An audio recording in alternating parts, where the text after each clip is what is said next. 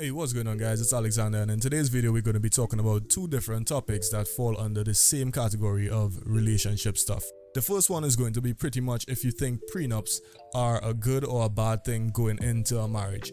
Now I want you to pause the video and leave a comment on your thoughts before we get into any of the logic on this, because I really want to hear your genuine thoughts about this type of situation. I'll definitely be answering and reading those comments in the next video, so go ahead and do it now. Are relationship prenups a good idea? I say yes. I think that they're a really good idea. I mean, by the time that you get to the point where you don't want to be with each other anymore, you want it to go as smoothly as possible. And at this point, you can pull out that piece of paper and be like, this is yours, this is mine, and you can separate in a nice, amicable way. In the first clip, I really want you guys to pay attention to what Rachel is saying over here. She makes the most sense out of like pretty much everyone on the stage. It's very clean cut and to the point, very straightforward and logical. I love this type of thinking. It's the same type of thinking that I carry, and she's doing a pretty damn good job at representing those types of people. She even makes more sense than Steve Harvey in this one, in my opinion. It's like having a plan B. Yeah, it's your insurance policy. See, people kill me with that. A plan B is ridiculous. If you have a plan B, how can you possibly expect A to work if you don't put your all into A? I love Steve and everything. He gives great advice, but I'm not going to agree with 100% of everything he says, and this is one of those topics that I really don't agree on. The next person that spoke right after her was Jessica, and she was pretty much saying if you're getting a prenup, then you're already expecting to leave this person. I think if you have a prenup or if you have some sort of contract, you're already going into the relationship with an expiration date. You're thinking, I'm gonna break up with you. No, I don't 100% disagree with what she's saying, because there are a lot of people that actually think that way. They actually get a prenup knowing that they are going to leave this person after they use them up, or they don't see the marriage lasting that long. They already make their minds up on leaving this person, and that's a very, very real thing that happens to a lot of people.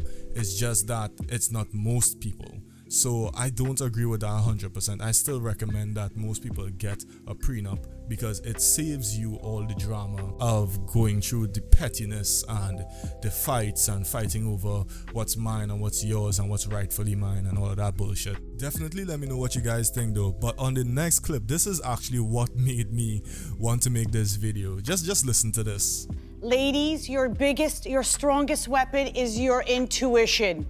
If somebody's handing you a contract on day one saying, if it don't work, your ass is out the door, your ass needs to be out the door on day one! Right, so you're not gonna believe this, but I actually agree with what she has to say here. I agree that you should leave. I agree with that.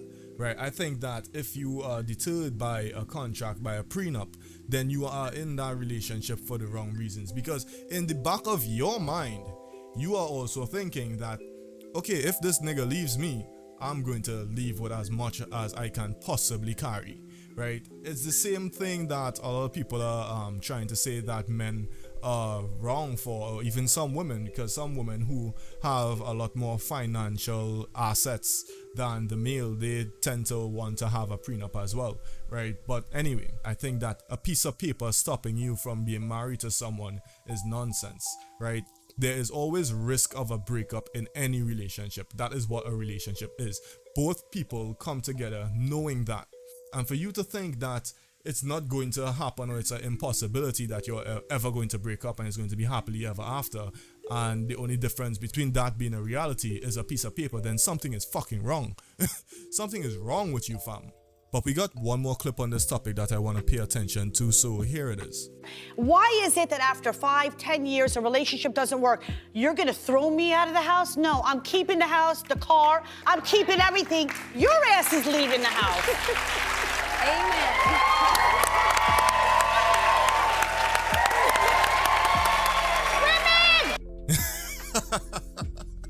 Yo. This chick is exactly the reason why you need prenups, bro. Like Abba and Preach said it the best. People like this, bro. Like I'm gonna give you a different example because I don't want you guys to think that I'm just copying them. But do you all know who this guy is, bro? This is Sugar Shane Mosley, bro. This is one of the boxers, one of the only boxers that actually gave Floyd Mayweather a pretty damn good fight, bro.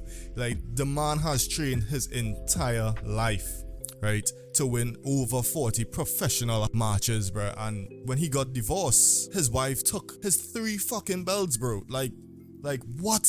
She took his 3 belts that he fought for, that he trained his entire life for, right? And this chick from the clip, this chick is giving me a lot of Jin vibes, bro. Well, Jin was his wife, but she's giving me a lot of that type of vibe. And this is exactly why, in my opinion, I think that prenups are made for specific reasons like this. Now, even if you're just a normal 9-to-5 type guy, I still recommend you get a prenup, even more so because when you, let's say she falls out of love with you or whatever the case is, and then you end up in a divorce, you don't want her to take what little you have, right? It's plain and simple. And to me, it's just, I think you all kind of got my whole point for this video. So far, I agree 100% that if you want a prenup, it is something that you should definitely discuss while talking about marriage in general. It shouldn't be a surprise. That is one of the things that I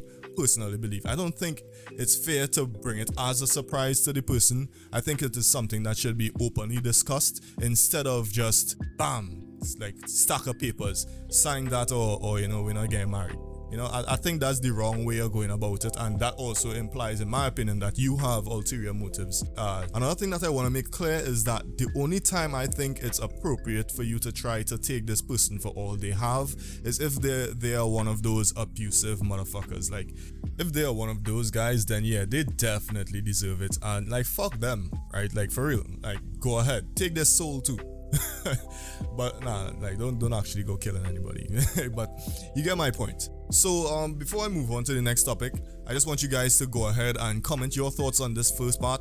Let me know what you think. If there any situations or scenarios you want me to comment on in the next video, definitely go ahead and post that down below, and leave a like on the video so far if you think what I'm saying makes sense, and if you agree with anything that I've said so far, go ahead and leave a like on the video. It helps a lot.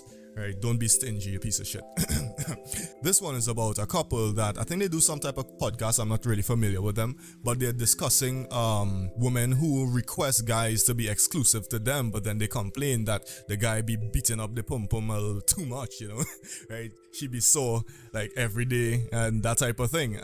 Why do women who push forth monogamy on the man they're dating then get overwhelmed when that man who tries to provide that monogamy to you, why do you get upset when we're trying to be what you want us to be? To me, this is pretty much a simple one. I'm not going to read into this too much because actually I've had to deal with this in the past, and it's simple. You're not always going to be wanting sex because it goes both ways. Sometimes she might be wanting the mean stroke from you, but you've just had like a pretty stressful day at work, or let's say someone pissed you off. You're not necessarily going to want to be in the right mindset to jam. So then it's not going to happen. And I think this is where masturbation comes in. I think this is something that as adults we need to acknowledge, you know, it's pretty much a pastime.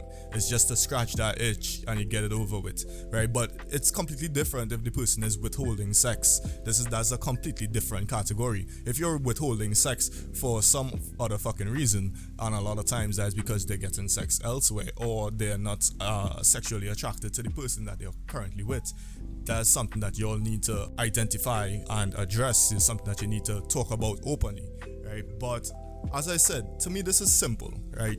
She's not in the mood, you go beat your meat, bro. Beat your meat like it owes you money.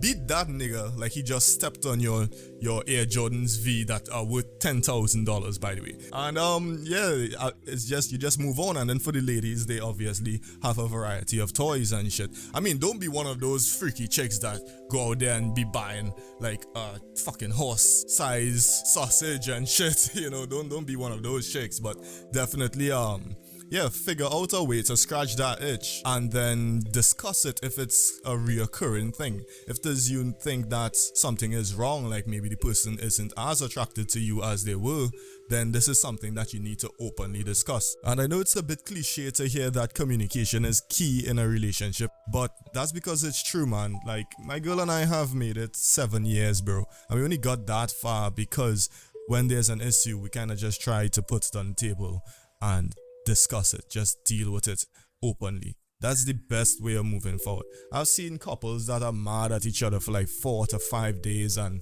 to me that doesn't make sense. I mean, everyone is different, they deal with their problems how they want, but to me it makes more sense to just discuss what the issue is, come to a realistic understanding and move past it.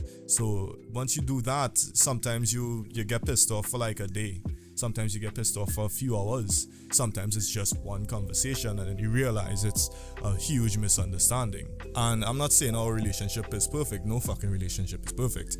But if it weren't for that communication, being able to sit down and talk certain things, putting it on the table and just being like, listen, we need to address this in order for us to move forward because it's the right thing to do and it will make both of us happy, then, I mean, it makes fucking sense. So go ahead and do what you have to do. But anyway, if you like the 2 topics that I talk about and you want to hear more relationship based stuff, not just anime based stuff, definitely leave a like and subscribe.